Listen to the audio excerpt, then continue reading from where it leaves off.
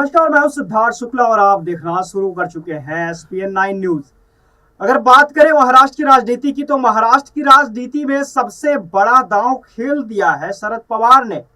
जब से शरद पवार ने सुप्रिया सुले और प्रफुल्ल पटेल को पार्टी का कार्यकारी अध्यक्ष बनाया है, एनसीपी का कार्यकारी अध्यक्ष बनाया है, तब से सियासी गलियारों में यह चर्चा शुरू हो गई थी कि अब अजीत पवार का क्या होगा, क्योंकि उनके ऊपर तो लगातार पहरा बैठा दिया गया। उनके ऊपर सुप्रिया सुले और फिर प्रफुल्ल पटेल का पहरा बैठा दिया गया और सीधे तौर पर विपक्ष का नेता यानी विपक्ष के नेता का पदभार अजित पवार को दे दिया गया। अजित पवार के लिए यह लगभग नागवार गुजरने वाली परिस्थिति थी और ऐसा लगातार बात कहा जा रहा था कि आखिरकार पवार इस सिचुएशन में करेंगे क्या, इस परिस्थिति में क्या अजित पवार अपने ऊपर ये पहरेदारी मंजूर करेंगे।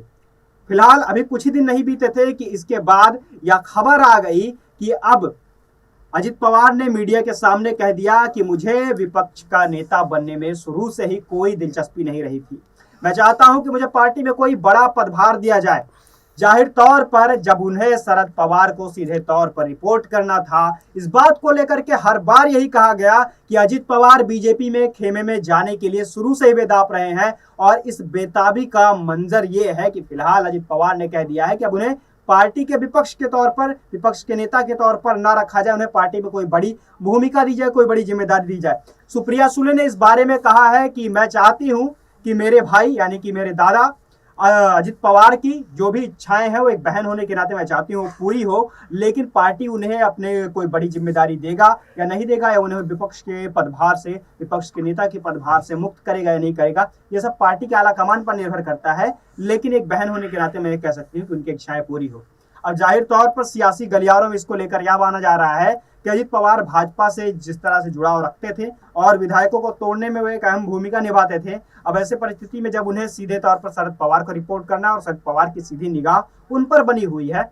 तो ऐसे में उनके पास कोई मौका नहीं था बीजेपी के नेताओं से संपर्क साधने का। इसलिए अब वे खुद इस जिम्मेदारी को, विपक्ष के नेता पद की जिम्मेदारी को सौंपना छोड़ना चाहते हैं और इसी के कारण ही लगातार महाराष्ट्र में एक बार फिर से यह कवायद चलनी शुरू हो गई है कि क्या एकनाथ शिंदे की सरकार में फिर से